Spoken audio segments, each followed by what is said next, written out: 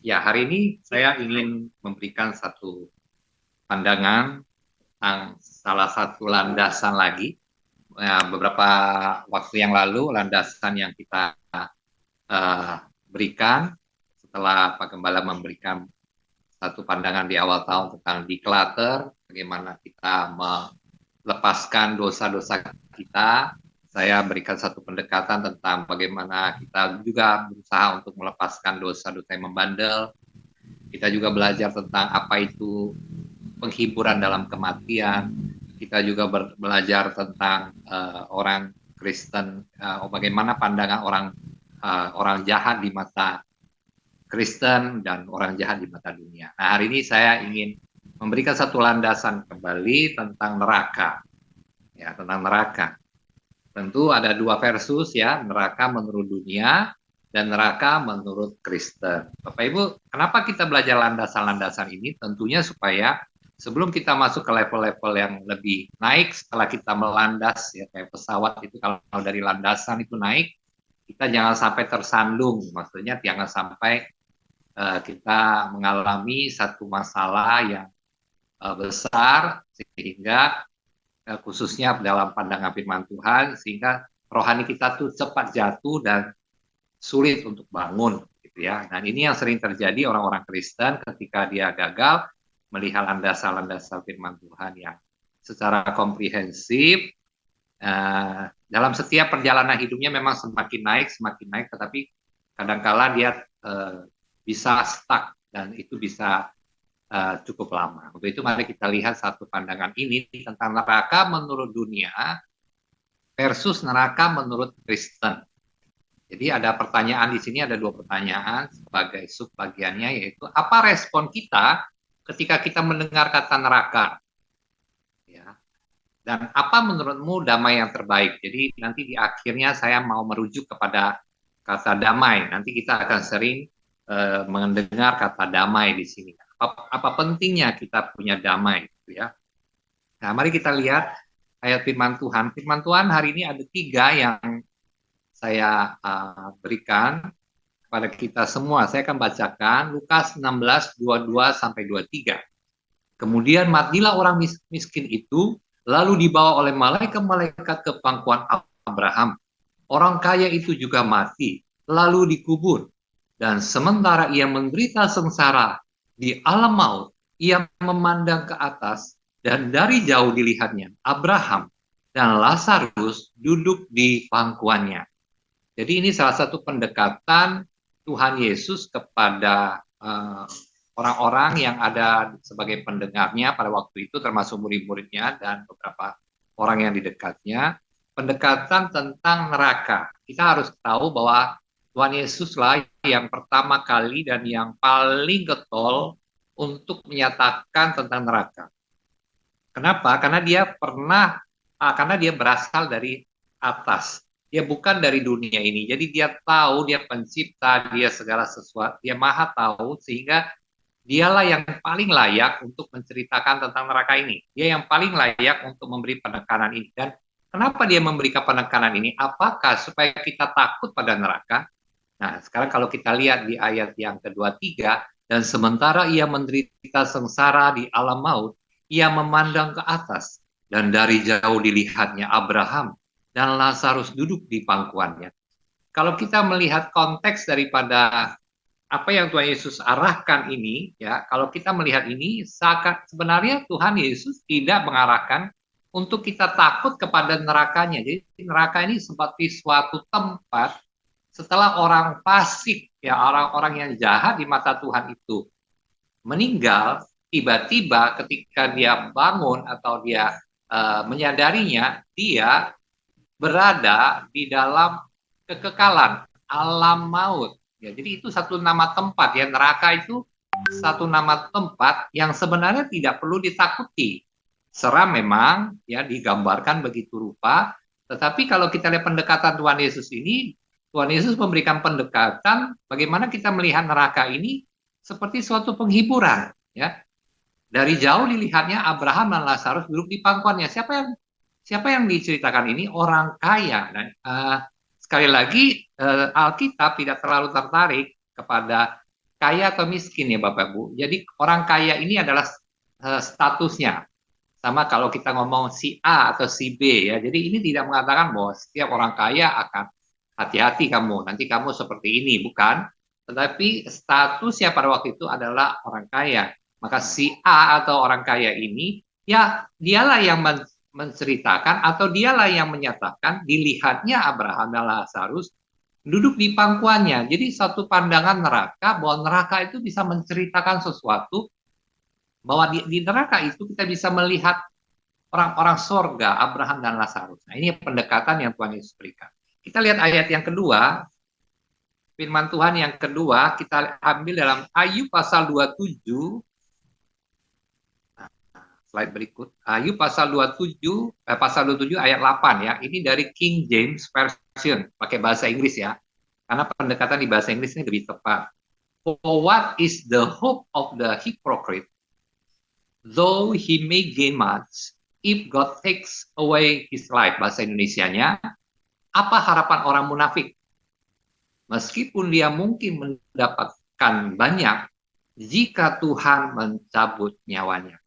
Jadi ini seperti suatu pernyataan tentang kalau Tuhan mencabut nyawa kamu dan kamu orang munafik ya, hipokrit, seorang yang munafik tentunya seorang yang kalau tadi si A ini si B, suatu orang yang munafik yang fasik menurut Tuhan, kalau dia mencabut nyawa pasti menuju ke kekekalan ya, alam abadi ya. Kalau tadi kita lihat disebut alam maut, dan kalau kita melihat pendekatan daripada Ayub ini ingin mengatakan bahwa meskipun orang itu mendapatkan banyak, tetapi seperti tidak punya harapan. Gitu, ya. Jadi ada ayat-ayat yang mengarah kepada alam maut, neraka, dan ingin mengetengahkan bahwa orang-orang yang mengusahakan atau orang-orang ciri-ciri orang yang di dalam neraka itu di dalam dunia ini mungkin dia mendapatkan banyak, tetapi seperti sia-sia. Ya, kita lihat ayat yang ketiga. Ya, saya jelaskan satu-satu dulu supaya nanti lewat takutnya ya kalau terlalu panjang. Firman Tuhan yang ketiga, Ayub pasal 8 ayat 13 sampai 15. Demikianlah pengalaman semua orang yang melupakan Allah, maka lenyaplah harapan orang fasik yang andalannya seperti benang laba-laba, kepercayaannya seperti sarang laba-laba. Ia bersandar pada rumahnya, tetapi rumahnya itu tidak tetap tegak. Ia menjadikannya tempat berpegang, tetapi rumah itu tidak tahan. Nah, ini salah satu lagi, yaitu orang yang ketiga yang ingin dikatakan orang fasik, ya, seorang yang di mana dia adalah orang yang melupakan Allah. Nah, jadi orang yang melupakan Allah ini diceritakan bahwa dia berpegang dan andalannya itu seperti dia berpegang pada benang laba-laba. Kita tahu ya benang laba-laba itu sangat lembek ya, tapi dia berpegang di situ. Ya, seperti kepercayaannya tuh seperti sarang laba-laba. Jadi dia bersandar atau meletakkan rumahnya itu di sarang laba-laba. Ya, di mana rumahnya itu tidak akan tetap tegak, ya. Dan dia tidak akan tahan. Artinya apa? Ketika nanti Tuhan pun memanggil dia, orang yang melupakan Allah atau orang yang fasik ini memanggil dia dan masuk ke alam maut, orang tersebut sebenarnya tidak punya apa-apa, ya. Ya, baik, nggak apa-apa. Kita akan 1 menit. Jadi tidak punya apa-apa dan inilah gambaran tentang neraka dari 3 ayat ini. Selanjutnya nanti kita akan baru masuk ke dalam pembahasan kita. Kita lihat. Ada saya berikan gambar biar kita lebih gampang untuk melihat perbedaannya. Ya, perbedaannya. D ini orang dunia, K ini orang Kristen, N ini neraka. Ya, udah cukup jelas ya. Jadi jangan sampai salah. D ini dunia, K ini Kristen, N itu neraka. Nah, kalau kita lihat dari 3 ayat tadi, Bapak Ibu, ya kita bisa lihat atau bisa gambarkan bahwa orang dunia itu tidak mau atau sedih atau kesel atau tidak mau ke neraka. Ya. Pandangan dia terhadap neraka, dia takut pada neraka. Ya, kelihatan dia takut pada neraka. Nah, belum, Pak Gembala belum, masih di situ. Masih digambar dulu, Pak. Ya. Jadi masih takut ya. Ya, jadi orang dunia ini takut untuk masuk neraka. Tetapi kalau kita lihat dari tanda panah ini, berarti tetapi dia melakukan apa yang menjadi syarat atau ciri-ciri orang yang masuk neraka. Jadi dia mengarah ke situ, dia mengarah ke neraka, tetapi dia takut masuk neraka. Dia tidak mau masuk neraka, tetap dia dalam arti dia memiliki mental yang takut pada neraka, tapi dia mengerjakan apa yang menjadi penghuni neraka itu kira-kira ciri-cirinya itu yang dia kerjakan. Yaitu apa? Yaitu dia terikat terhadap dunia ini. Nah, sedangkan orang Kristen kalau kita lihat di sini, ini bukan berarti mau masuk neraka ya kalau mukanya senyum ya, bukan ya. Orang Kristen kalau kita melihat Lukas tadi, Tuhan Yesus mengarahkan pandangan bagaimana Lazarus dan orang kaya dan Abraham tadi, kita bisa melihat bahwa Alkitab ingin mengarahkan kepada kita bahwa kita tidak perlu takut pada neraka. Ya, Tuhan Yesus mengarahkan atau memberikan satu cerita ini ingin justru memberikan satu penghiburan kalau orang neraka itu justru bisa melihat Lazarus yang susah itu, yang penuh penderitaan itu diberikan di pangkuan Abraham. Justru kalau kisah neraka itu membuat penghiburan, membuat satu kesukacitaan, membuat satu pengharapan. Untuk itu kemarin saya mensinkronkan dengan kematian adalah suatu yang membuat satu pengharapan. Kematian tidak memiliki hai maut di mana sengatmu. Kematian itu sengatnya udah hilang. Jadi kita kalau melihat orang Kristen justru sebenarnya tidak takut pada neraka. Yang kita takut siapa? Yang tidak kita takut apa? Tuhan mengarahkan kita supaya kita takut kepada Tuhan, bukan takut pada neraka. Jadi bentuknya senyum ya Bapak Ibu ya. Dan kalau kita lihat arah panahnya berarti orang Kristen adalah orang yang seharusnya meninggalkan atau tidak boleh terikat dengan syarat-syarat orang yang masuk neraka.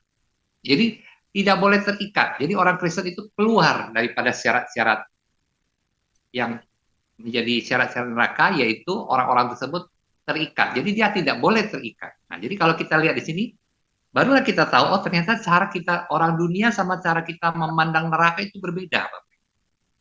Dari 3 ayat ini kita bisa simpulkan demikian dengan diagram yang kita di sini.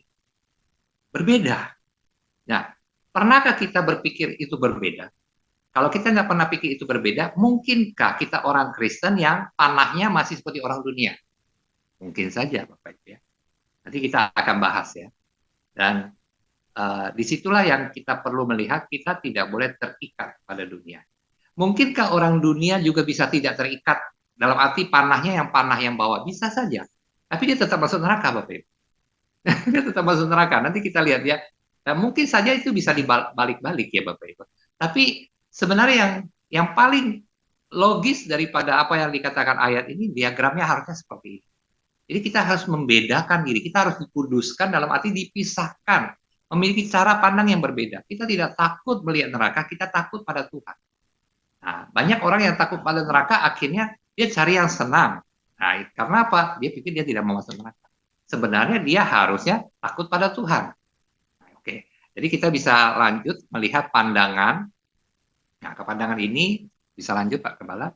Pandangan ini saya baca sekilas saja, tadi saya sudah jelaskan. Ya, neraka menurut dunia, orang dunia menginginkan kebahagiaan, takut masuk neraka, menginginkan apa yang dilakukan penghuni neraka, yaitu bersandar pada hatinya. Neraka menurut Kristen, orang Kristen tidak takut mendengar tentang neraka, ada justru penghiburan dan tidak bersandar atau terikat pada hatinya, atau harus melepaskan, belajar melepaskan. Ya, kita lanjut pada diagram kedua. Kalau kita dikatakan melepaskan, berarti ada sesuatu yang kita perlu lepaskan. Yaitu keterikatan terhadap dunia ini. Kalau kita melepaskan keterikatan kepada dunia ini, sekali lagi saya katakan ini bukan soal kaya miskin, Anda tidak boleh punya harta, Anda tidak boleh kerja, Anda tidak boleh nabung, kan itu Bapak Ibu ya. Ini soal keterikatan. Bahkan orang miskin pun juga bisa terikat kepada hal dunia. Ya, dia cari-cari yang menyenangkan dia. Jadi pokoknya bukan soal kaya miskin. Alkitab tidak punya kecenderungan untuk menjelaskan kaya miskin, ya kecenderungannya adalah melihat orang itu terikat atau tidak terikat pada dunia. Itu lebih kecenderungan lebih ke situ. Jadi kalau kita katakan melepas, berarti K dalam kotak ini ya, kalau kita lihat diagram ini, dia melepaskan. Jadi dengan tanda panah, dia melepaskan sesuatu. Tentu kalau dia sudah melepaskan sesuatu, dia kosong, betul ya? Jadi kosong, jadi empty. Kenapa? Dia sudah tidak terikat pada dunia ini, berarti suatu pengharapan kesenangan di dalam dunia itu sudah berbeda dengan orang-orang yang calon menuju neraka. Jadi dia tidak punya satu kenikmatan atau keterikatan, kesukacitaan yang sama dengan orang calon penghuni neraka atau orang dunia itu, atau cara orang dunia memandang neraka. Kita sudah berbeda.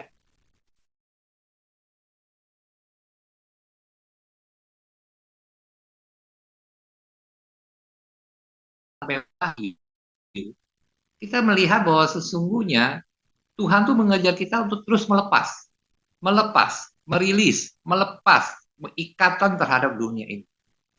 Ya, kita kalau belajar setiap narasi dalam firman Tuhan itu selalu belajar tentang melepas sikap ini, melepas sikap itu. Cuma kita sering nggak sadar.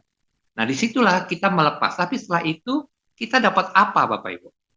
Apa yang bisa mengisi kita kalau begitu? Ya kan? Belum Pak Gembala, masih di sana ya. Apa yang masih di diagram. Jadi apa yang bisa kita dapatkan ya?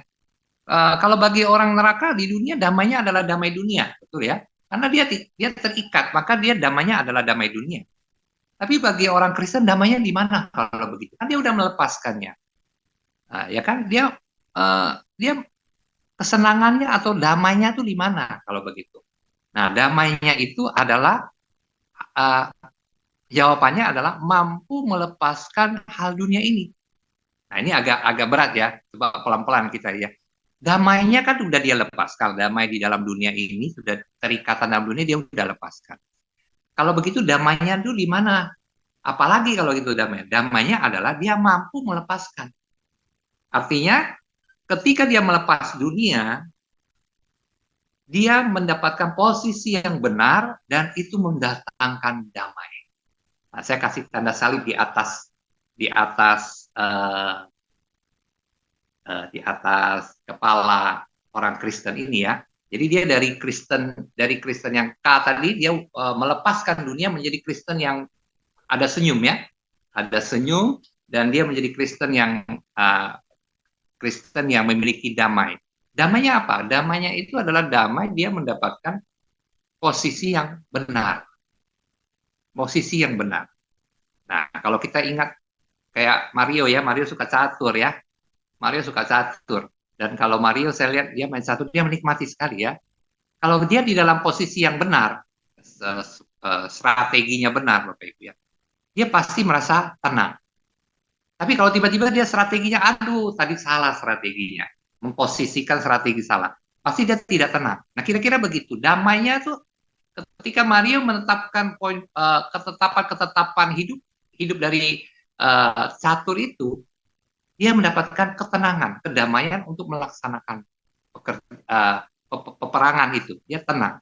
Jadi dari damainya itu karena apa? Di posisi yang benar.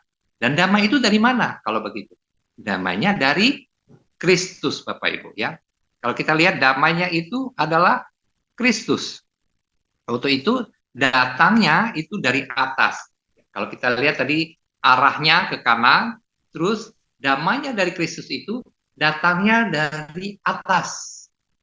Ya, saya tidak berarti damai kita bukan dari dunia ini, tetapi dari atas, dari salib di atas kepala orang ini. Kita lanjut untuk sedikit membaca. Lanjut Pak Gembala. Jadi pengganti dunia bagi orang neraka ya damainya adalah dunia ya. Bagi orang Kristen damainya itu apa? Ya damainya adalah dia mampu melepas hal dunia ini. Nah, jadi apa pengganti dunia bagi orang Kristen? Yaitu damai di mana karena posisi yang benar itu membuat dia damai. Dan damainya itu dari mana? Damainya dari Yesus Kristus. Untuk itu datangnya dari atas. Kita lihat diagram selanjutnya, gambar selanjutnya. Ya, di sini orang Kristen mendapatkan damai setelah dia memposisikan dia ikut Kristus. Tidak terikat pada dunia ini. Tapi pertanyaannya, apakah betul-betul Anda merasa damai? Apakah kita betul-betul bisa merasakan, wah ada damai. Biasanya di awal-awal kita jadi Kristen, damai itu tetap ada di dalam. Tapi lama-kelamaan damai itu hilang. Rasanya kok damai itu lama-lama berkurang. Ya, sebenarnya damai itu tetap ada di dalam diri kita, cuman uh, kita memiliki kelemahan, yaitu kita kurang mendapatkan damai atau sesuatu yang kita mengerti tentang firman Tuhan. Jadi kenapa damai itu kurang? Karena firman Tuhan itu menginginkan kita, Tuhan itu menginginkan kita untuk terus mau belajar, terus mencari damai itu melalui firman Tuhan. Jadi kalau selalu ada damai terus dalam hati kita, tentunya kita mungkin tidak mau baca. Mungkin kita rasa, cukuplah, saya nggak mau maju lagi, cukup udah damai kok. Tapi kadang-kadang damai itu bisa hilang. Ya, damai itu bisa hilang, dan damai itu diperlukan untuk di recharge, ditambah terus. Bagaimana itu? Dari siapa itu? Yaitu dari Yesus kembali, Yesus lagi ya, dari Yesus, dari Raja Damai itu. Itu Yesus dikatakan adalah Raja Damai. Jadi bagaimana mendapatkan damai Kristus? Saya memberikan salah satu jawabannya. Sebenarnya banyak sesuai dengan kedewasaan rohani Anda, tetapi salah satu jawabannya adalah memperkatakan firman setiap saat dan mulai menikmati dalamnya, lebarnya, besarnya, agungnya kasih Kristus. Jadi ini ada tanda panah bagaimana kita mulai memperkatakan firman Tuhan. Kita mulai mendapatkan damai itu di dalam kehidupan kita ketika kita memperkatakan firman Tuhan, melihat lebarnya, besarnya kasihnya, dan setelah itu kita baru bisa mendapatkan damai lagi. Sekarang pertanyaannya, sudahkah Anda merasakan damai kalau begitu sampai sekarang? Apakah Anda tunggu nanti aja damainya? Tunggu nanti pada waktu Tuhan mau memanggil saya baru mencari damai Tuhan. Banyak orang Kristen yang datang ke gereja ibadah, dia membawa bahan damai dunia. Dia merasa dirinya adalah orang yang lumayan, memiliki itu, memiliki ini, memiliki keuangan, memiliki ketenangan dunia. Terus dia bawa ke dalam gereja, dia katakan, aku damai. Nah, damai seperti itu adalah damai dari dunia. Jelas bukan damai yang datang dari atas. Nah, hari ini saya ingin mengarahkan kita, kalau kita mengenal pandangan tentang neraka tadi, maka kita melihat bahwa sesungguhnya damai yang kita harusnya dapat itu bukanlah damai dunia ini, tetapi damai yang membuat hati kita selalu bersuka cita dan merasa senang. Damai yang bagaimana? Maka kita melihat satu lagu yang ada di dalam Kemenangan Iman. Lanjut Pak Gembala. Dan yang Kemenangan Iman 178. Damai yang padaku. Saya akan sedikit sambil nyanyikan sedikit ya. Damai yang padaku tak diberikan dunia, tak dapat diambilnya pun. Meski susah tempuh, takutku tidaklah, karena damai Tuhanku turun. Nah, ini Bapak Ibu, ini constantly abiding ini sedang memperkenalkan kita neraka versi Kristen. Dia ingin mengatakan bahwa damai yang pada kita itu tidak diberikan oleh dunia ini. Setelah kita memiliki konteks firman Tuhan yang benar, kita akhirnya tahu, oh damai itu datangnya daripada Tuhan, bukan dunia ini. Ya kan? Saya tidak boleh terikat pada damai dunia ini, kalau gitu hilang dong damai saya.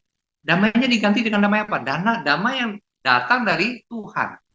Ya, meski susah tempuh, berarti susah menempuhnya ini Bapak. Kenapa susah? Karena kita berusaha sedikit-sedikit menghilangkan ikatan terhadap dunia. Saya ingat pada waktu itu saya pernah coba saya punya usaha dulu waktu di Palembang. Nah, ini pendek saja ya, saya nggak mau cerita tentang saya. Tapi intinya ada usaha di mana seluruh pegawai saya tuh di pasar sudah membagikan barang. Jadi 55.000 item kompor pada waktu itu. Barang. Saya saya sedang pergi ke pinggiran pasar itu untuk menginjili orang-orang ex-kusta di pinggir-pinggir sungai. Nah, kadang-kadang saya bisa bertemu dengan pegawai saya. Kalau pas ketemuan itu, saya menghindar. Kenapa? Kenapa? Dia sedang mencari uang receh lah ibaratnya. Saya ibaratnya sedang melayani di situ. Jadi apa?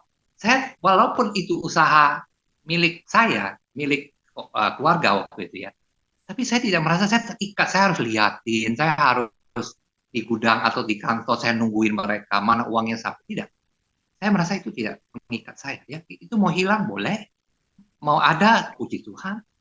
Tapi saya perginya, saya melayani penginjil. Dan kadang-kadang bisa ketemu. Jadi orang yang sedang di dalam usaha saya itu bisa ketemu saya. Ya mungkin karena di daerah orang-orang kumuh itu nasinya agak murah ya. Kadang-kadang bisa ketemu kami itu ya. Saya kadang menghindar. Jadi mereka tuh heran sekali kalau bisa ketemu saya di situ. Ya. Jadi ada satu ikatan yang saya tidak mau terikat. Nah ini susah tempuhnya Bapak Ibu ya. Tapi aku tidak takut. Kita tidak boleh takut. Karena apa? Karena damai Tuhanku itu turun. Jadi kita mengucap syukur ya. Kita punya nyanyian kemenangan iman.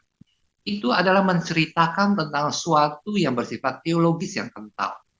Ya, ya lagu-lagu zaman sekarang tidak cukup kental seperti ini ya. Dan itu dikatakan apa? Damai Tuhan itu bukan dari samping kanan kiri, bukan dari usaha, bukan dari kesehatan, bukan dari apapun. Damai Tuhan itu turun untuk kita. Pernahkah engkau merasa damai Tuhan itu turun untuk Anda?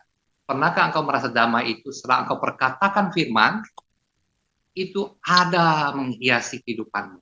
Turun dari sorga kepada. Karena damai yang diberikan sangat besar, damai yang dijadikan hati gemar.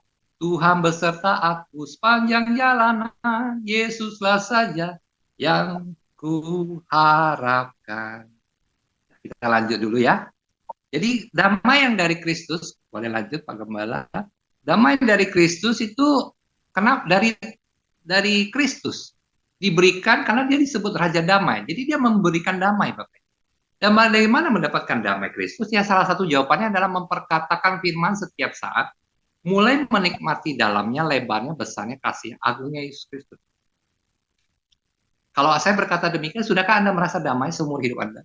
Karena hal ini, karena Anda tidak mau terikat akan dunia ini, dan karena Anda mengenal firman Tuhan dengan tentang neraka tadi, dan dengan memperkatakan firman Tuhan, apakah itu sudah membuat dirimu damai sepanjang hari? Atau, saya tidak terlalu pedulilah, yang penting saya tenang, aman. Saya bawa ke gereja, saya kok tenang. Saya bawa damai. Tidak, damai itu bukan dari apa yang kamu bawa, tapi damai itu harus turun dari Tuhan kepada kita. Nah, kadang-kadang kita pikir, saya belum merasakan lah. Tunggu nanti aja lah. Ya, ada quotes yang mengatakan, orang yang dipilih Tuhan, Tuhan akan luruskan jalan hidupannya, sampai nanti di akhir hidupannya, Tuhan bisa luruskan. Luruskan, dan dia akan masuk kerajaan Allah, karena memang dia dipilih. Di akhirnya Tuhan tuh berjanji akan meluruskan. Tetapi sepanjang hidup sebelumnya, berarti ada sesuatu yang harus kita isi tentunya. Nah, kita lihat diagram berikutnya. Ini adalah diagram yang mana orang Kristen ini tidak pernah mendapatkan sesuatu yang dari atas. Tidak pernah mendapatkan sesuatu damai yang daripada Tuhan. 1 Korintus pasal 15 ayat 19. Saya akan bacakan. Jikalau kita hanya dalam hidup ini saja menaruh pengharapan pada Kristus, maka kita adalah orang-orang yang paling malang dari segala manusia. Artinya, jika pengharapanmu sebagai Kristen hanya berdasarkan dunia ini saja, hanya berharap dan sibuk pada dunia ini saja, urusan Tuhan nanti saja, maka engkau menjadi orang Kristen yang paling malang, Bapak. Ya, saya ingin sedikit bahas tentang 1 Korintus, sebenarnya tidak banyak waktu ya. Ini tentang orang Saduki, Bapak Ibu. Orang Saduki adalah orang bangsawan Yahudi, orang yang paling kaya dan klaster yang paling tinggi di klaster Yahudi. Mereka merasa terikat terhadap dunia ini. Sehingga mereka tidak percaya namanya itu kebangkitan orang mati. Mereka tidak percaya sesuatu yang dari atas, sesuatu yang di luar sana bisa membuat mereka damai. Karena apa? Karena mereka bangsawan. Mereka merasa bahwa hidup mereka itu sudah menikmati ketenangan. Jadi mereka menikmatinya hanya di dunia ini saja. Dan dikatakan orang yang di dalam hidup ini saja, Paulus mengatakan pengharapan kamu pada Kristus itu hanya di hidup ini saja. Para Saduki itu orang orang yang percaya Yehova, Bapak Ibu ya. Jadi kalau zaman sekarang orang yang Saduki ya orang percaya Yesus ya. Namun maksudnya dia percaya Tuhan, percaya Yehova. Tetapi kalau dia hanya berharap pengharapan itu, kenikmatan itu, dia dapatkan damai dari dunia ini saja, maka orang itu adalah orang yang paling malang dari segala manusia.